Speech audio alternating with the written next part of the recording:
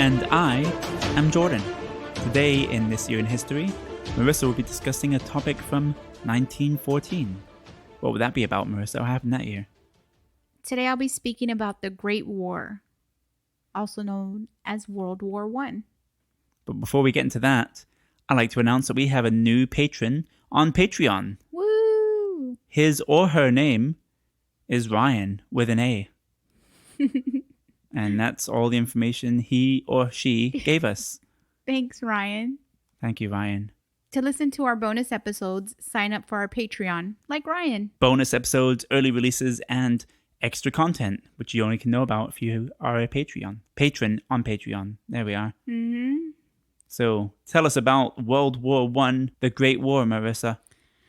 All right. I think most people know the basic knowledge when it comes to World War II, right? Hitler, he killed a lot of people. You know what I mean? Russians stepped in a bit. A bit, yeah. Americans said, hey, wait a minute. What's going on over there? And then got bombed by the Japanese. Yeah, we know the basics of World War II. Yeah, but I didn't know anything about World War I, the first Great War. I knew it happened, but I don't know why. Yeah, there's so much more detail, and there's not many movies on World War I. 1914 is the most recent one. Yeah. That's a really good movie. That's one of the first ones that, I mean, most movies are World War II movies. Yeah. World War II is a little more sexy. Yeah, it gets in a very dark way, right? it's a lot more, so much more going on, a lot more just sinister stuff. The stories are really rich. Yes, sir. So before I get started on the actual war, I'm going to give you some information regarding the Balkan region, which is in the southeastern part of Europe. Most of Eastern Europe and the Balkan states were part of the Ottoman Empire at its peak, but I'll get into the Ottoman Empire in just a moment. So some countries that make up the Balkan region are Slovenia, Croatia, Bosnia and Herzegovina, Serbia, Montenegro, Albania, Macedonia, Greece, Bulgaria, and Romania. The Balkan region is located on a large peninsula, and it is surrounded by 4 seas, which are the Mediterranean, the Black Sea, the Adriatic, and the Aegean. So it's a good place for trade. You know, for sure. Yeah, so if you control that region, then you control the trade. So at the beginning of the 19th century, the Balkan region was less populated and underdeveloped in comparison to Western Europe. It only had a few natural resources, but that wasn't enough to make it an economic powerhouse. Its location and landmass is what made it popular among 3 major European empires. Those 3 empires were the Ottoman, Russia, Austro-Hungarian. The Austro-Hungarian Empire was spread over a large part of Central Europe. It consisted of present Austria and Hungary, as well as the Czech Republic, Slovakia, Slovenia, Bosnia, Croatia, and parts of present Poland, Romania, Italy, Ukraine, Moldova, Serbia, and Montenegro. As I stated earlier, most of Eastern Europe and the Balkan states were part of the Ottoman Empire. The Ottoman ruled for 600 years, and at its peak, the empire included Bulgaria, Egypt, Greece, Hungary, Jordan, Lebanon, Israel, and the Palestine territories, as well as Macedonia, Romania, and Syria, parts of Arabia, and the north coast of Africa. So they were controlling a lot of places. By the late 1800s, the Ottoman Empire began to crumble. Greece, Serbia, and Montenegro, and Bulgaria, they all gained their independence from the Ottoman rule during this period. And the reason it started to crumble was due mainly because they refused to modernize. As most of the world's powerhouses moved into the Industrial Revolution, the Ottoman remained dependent on farming. So the empire lacked the factories and the mills to keep up with Great Britain, France, and Russia. That weakened the empire's economic growth, and when it came to fight in World War I, they didn't have the industrial might to produce heavy weaponry that's needed to fight in wars. But before the First World War began, in 1912, several Balkan nations came together to form the Balkan League. And the main purpose for these alliances was to formally declare war on the Ottoman Empire and drive them out of Eastern Europe. And the great West European powers had much to gain if they succeeded. So Britain, France, Germany, and Russia, if they got the Ottoman out of there, then one of them or all of them can control that area. Remember I said it was surrounded by 4 seas. So if Yeah. you control that, you control trade. So they were kind of like, well, if it happens, it happens, you know? Yeah. So I know the beginning of the Ottoman Empire, their goal was to take over the Constantinople, right? Mm-hmm. Which is that one little city. Where it's in Istanbul now, right? Yeah, it's now Istanbul. Istanbul. Istanbul? Istanbul. Yeah. Istanbul, Turkey. Yeah, so now it is, but I think the Romans actually, that was their headquarters back in the day. And so the Ottoman Empire came out of that. Like, if you own that, then you pretty much, you're in the gateway. You can control the ships and the imports. And so you're right, it was a good physical location, geographical location to... Yeah, and if you get the main powerhouse to lose its power, then somebody's gonna rise from that. You know what I mean? So I don't think they were too worried if the Ottoman Empire failed. The signed Balkan alliances had their doubts, but they emerged victorious after 8 months of fighting. The main beneficiaries of the Balkan War was Serbia. Their nation had almost doubled in size with the acquisition of parts of Macedonia, Albania, and Kosovo. So the Serbs were feeling invincible after their recent triumphs. They gained their independence from the Ottoman in the late 1800s, and then they won the Balkan Wars. This led to nationalist groups forming in early 1900s, and more of these groups formed over the next decade.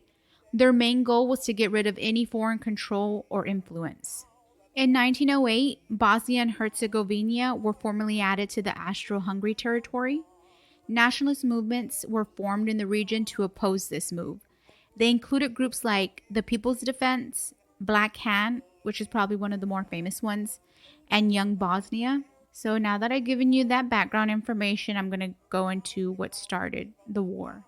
On June 28, 1914, in Sarajevo, Bosnia, Archduke Franz Ferdinand, heir to the Austro-Hungary Empire, was shot to death along with his wife Sofia. He was killed by a Serbian, Gavrilo Princip. Princip was part of the nationalist group Black Hand. Black Hand and other nationalist groups wanted to end the Austro-Hungarian rule over Bosnia and Herzegovina. And Russian agents, as well as individuals in the Serbian government, public service and military, encouraged these groups. So they wanted them to do that because it benefited them. A majority of their activities revolved around the production of anti-Austrian propaganda and political mishaps. Where is Franz Ferdinand from? He was the Austro-Hungarian heir. Were Your you not joint listening? country? I said it earlier. Okay. I probably wasn't then. I'm just kidding. Yeah, it is. You want me to tell they you? were a joint country. Yeah, they're more than just that. They also had the Czech Republic, Slovakia, Slovenia, Bosnia, Croatia, parts of present Poland, Romania, Italy, Ukraine, Moldova, Serbia, and Montenegro. Yeah. So they were controlling a lot of land, and other countries and provinces didn't want them to have that control. So they encouraged nationalist groups to oppose them. Yeah, I do know that countries were shifting and changing at the time, changing names. Oh, yeah. Mm-hmm. I remember I did a podcast on Moldova, but it wasn't Moldova at the time. It was part of Russia. Yeah, uh-huh. So now, 10 years later, it's now a country. And then also the Ottoman Empire also controlled some of these parts too. You know, so Yeah. they were just moving like from one empire to the next, and that's why nationalist groups formed, because they're like, we don't want foreign power at all, so Yeah. just like leave us. And then Serbia and Russia, they would benefit from that, so they encouraged it. So now we could be like those science teachers, like, now today, kids, we're going to be talking about the heavy metals, and they feel cool, and we're like the same old heads, because now we're talking about Franz Ferdinand, like the band, right, kids? Right, you guys know that, right? What is that? I've never really heard the music. It's just like the indie city. I have no idea what you're talking about. I only know that from working at Best Buy in 2004. There was a band called Franz Ferdinand. Oh, really? Yeah. I didn't know that. That's why I'm lost. It's like I was hipster what are you talking indie about? music or something. I never really listened to it, but people liked it. Anyway, moving on. Austria-Hungary, like many countries around the world, blamed the Serbian government for the attack. Because as I said, they were encouraging them. So that's why they blamed them. Russia supported Serbia, and because Russia was very powerful, Austria-Hungary waited to declare war until its leaders received assurance of German support from leader Kaiser Wilhelm II. So the Austro-Hungarian leaders also feared that a Russian intervention would involve Russia's ally, which was France, and possibly Great Britain. So they were like, we don't want to declare war and then all these countries come after us and then we don't have any backup. Yeah. So they're waiting for Germany to be like, okay, yeah, we'll help you if something happens. And that's what happened. On July 5th, Kaiser Wilhelm secretly pledged his support.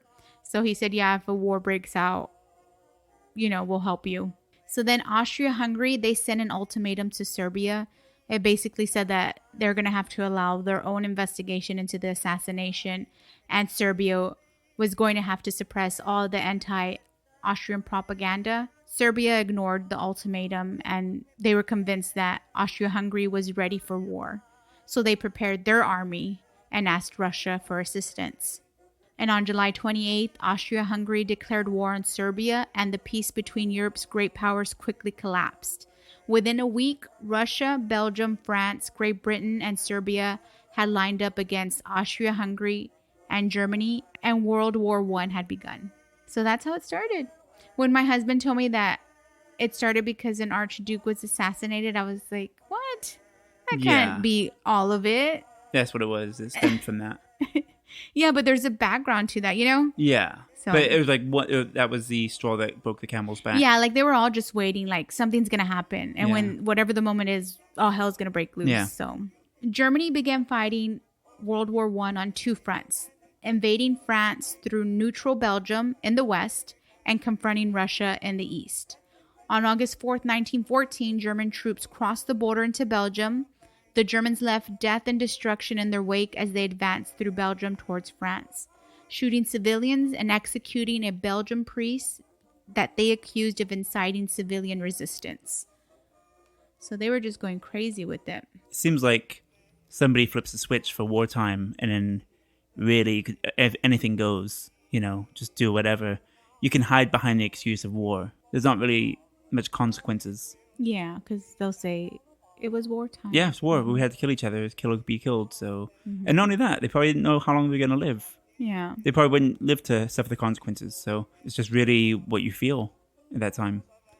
In the east, Russia attacked both Germany and Austria-Hungary.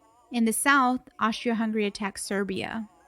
Following the Battle of Marne, the Western Front became entrenched in central France and remained that way for the rest of the war.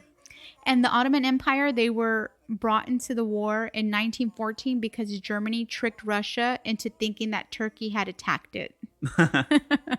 So they got tricked. Yeah, Turkey just got dragged into this. And Britain also launched a separate campaign against the Turks in Mesopotamia. And one of the biggest battles, because there are many battles, of course, throughout this, but one of the biggest ones and the deadliest one was the battle at Verdun between the French, the German, and the British. They lost 1 million people just at that battle. Whoa. Yeah. And you know what trench warfare is, right? Yeah. So it's like when you dig a hole, or what do they call it? A foxhole now? Oh, yeah, I think now they call it a foxhole.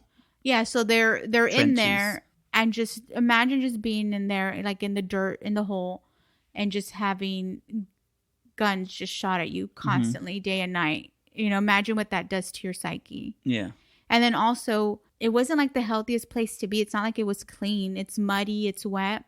My husband was in the military, and today they call it swamp foot, but at the time they call it trench foot.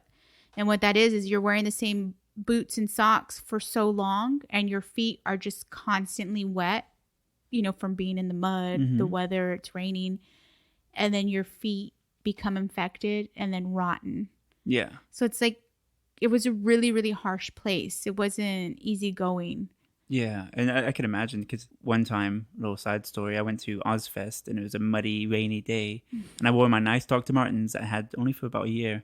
I remember they got really muddy, so when I got home, I put them into a bag and left them for about a week and I forgot to clean them, and I was going to get to them eventually. And then I opened up the bag, and all of them were moldy, and I had to throw them away. So that's about 1 week with wet mud that's dried up on it. So I can imagine weeks of your feet being in there soaked, and you know how your feet get all wrinkly and soggy. I think if you're going to be in a trench that long, you would think just take off your shoes and boots because you're not going to be moving a lot, are you? Unless you're going from one trench to another and you're constantly on the move. Yeah, you are moving. It's not like you're just I guess you're not thinking about, And then there's like rocks and sticks and nature. You're gonna cut your feet even more. Yeah, because if you take your boots off, that's when somebody's coming into your trench to shoot you, and you got to run away. And you're barefooted. You're slipping. Yeah. So I mean, here's us being privileged, thinking, oh, just take off your boots. Yeah, just take off your boots and let your feet dry out a bit. Your feet would be. Your mud's good for you if you let it dry out and flake off. You're so silly. And they also would use chemical shells, so they'd fire them at each other. And most of the chemical shells, they would just irritate your skin. You'd have to get out of the battlefield, of course. But then Germany went too far, and the chemical shells they were using were so potent that it was killing the soldiers. Yeah. And the gas they were using was phosgene. Oh yeah. And what it does, it suffocates you. So imagine you get hit with this and then you can't catch your breath no matter what you do. You're there suffocating. And it was so potent that when the medics and doctors that were trying to help the soldiers, the gas was affecting them, even though they weren't there when it was shot. It's because it's coming off of the people. Yeah. And the gas masks that they have, they weren't strong enough. I don't know if that's the correct word. They weren't the proper gas masks to keep out that type of gas. I see. They eventually did get the proper gas mask, but at the time they didn't. So a lot of people died because of that. And it's just like, that's a brutal way to go. It's just, you're just there and nothing you do is helping you catch your breath. Yeah. It's so strange that they have like international laws of what weapons you can use, which ones are humane. Mm-hmm. Isn't that weird? You would think like anything goes, it's war. But they have laws like, no, that's too inhumane, or that's too, you can't use that weapon, that's too powerful. It's weird how they have rules. Like it's okay to kill people and torture them. But don't torture them or kill them in this way. Yeah, it's like a lethal injection. Some of them are legal, some of them are not. Mm-hmm. It's very odd to me. And while this is going on, while the Great War is happening, Russia has its second revolution. That's when the Bolshevik Revolution prompted Russia to pull out of the war. So that's in, what was it, 1917? Okay, so it's after the Tsar has been assassinated. No, he was assassinated in 1917. 1916, wasn't it? No. Okay, I may have read it up wrong back in 1905. I thought it was 1916 he died. I think 1917 is right. You might be right, yeah. I'm pretty sure it's 1917. Oh, you can look it up and tell us about it. Listeners, all 8 of you. So they had to pull out of the war, and then somebody enters the war. Okay, I have no idea. USA. USA. USA. So we were at first kind of playing both sides. We were selling materials to both sides of the war. The Central Powers and the Allies. But then Germany, of course, they attacked one of our ships. Remember I talked about it in Titanic? Not that. Oh, wait, did you? Yeah. I don't remember. I'm sorry. Well, it was an American ship with a British ship. Yeah. Unsinkable Molly Brown, I think, was on one of them. Yeah. And she got hit with a German missile on her boat, on her ship. So, yeah, all these stories kind of tie in together because they're so close together. Yeah, like it happened all like within the last few years. Yeah. So then we declared war on Germany. And, well, I mean USA. We entered the war. So, and our army was actually kind of, it isn't what it is today. It was like really small and puny. But then after this, well, we know what happens after this, how our army became, our military. And in 1918, the Spanish flu was also happening. So a lot of troops were infected with that as well. So the troops started to feel demoralized and they're exhausted, especially among Germany and the Austria-Hungary armies. And so the troops started to turn on their superiors because they're like, well, what are we doing? Like, we're losing. We're all dying. What the hell's this all for? And so the war came to an end in the fall of 1918 after the member countries of the Central Powers signed the armistice agreements. Germany was the last, signing its armistice on November 11th, 1918. As a result of these agreements, Austria-Hungary was broken into several smaller countries. Germany, under the Treaty of Versailles, was severely punished with a hefty economic reparations, territorial losses, and strict limits on its rights to develop militarily. And we all know where that leads to, right? World War II. I can't say it. World War II. World War II. World II. Coming up in 10 more years, right? But it's much further. It doesn't just go into World War II, does it? Yeah, but all of those things that they put on Germany, you know, it built up over the years. Yeah, of course. Yeah, but it didn't just like spill into it. It was like a good decade before things started to brew again. Yeah, I've never really understood World War One. It's just you know, so many different things going on at once, and yeah, a lot of things are happening, and then also Italians, British, and French soldiers, more were lost in this war than in the Second War. Oh wow! Do you think it's from terrible weaponry and just lack of defense? Yeah, I mean, of course, it's First World War, so and the way they fought it is different from the Second War. Yeah, well, they had planes. Yeah. Mm-hmm. They had planes. They had U-boats. Yep. That's why in the beginning it probably came off a little more offensive, you know, saying it was a little more sexy. But I meant in a way where like there's a lot more going on. There's a lot more conflict, and the country's a little more relatable, and we understand World War II better. And it just seemed like a sequel, you know, like it is. It's like now we know what we're doing. We've got better weapons. We've got bigger planes. We've got nuclear bombs. There's so much more going on in World War II. For the first war, though, there was 9 million soldiers that died. Wow. There was 21 million more wounded. The civilian casualties was close to 10 million. Germany and France sent 80% of their male populations between the ages of 15 and 49 into battle. Wow. That's everybody. Yeah. So it wasn't like this nothing war. Yeah. That's everybody that's healthy. After 49, you're old. They lost a lot, you know? Yeah. Back then, I meant like back in that time. Yeah. If you're 49, you're an old man. It was a brutal war, and it doesn't get enough attention, I don't think. Well, it got the world's attention. At that time, but I mean now. Well, yeah, it's just because it's so much time's gone by, and Hitler took all the glory. Yeah, oh no, that's ugly to say. I mean, like. No, I know what you're saying. No, it's outshined by World War II. Yeah. You know, so Quentin Tarantino hasn't made a Inglourious Basterds about World War One because it's not as exciting. The story isn't as dramatic. 1914 is a good movie. I haven't seen it yet, and I really want to. You'll like it. I know I will. Yeah, it's really good. Yeah, is that a Christopher Nolan movie? Yeah, is it? I think so.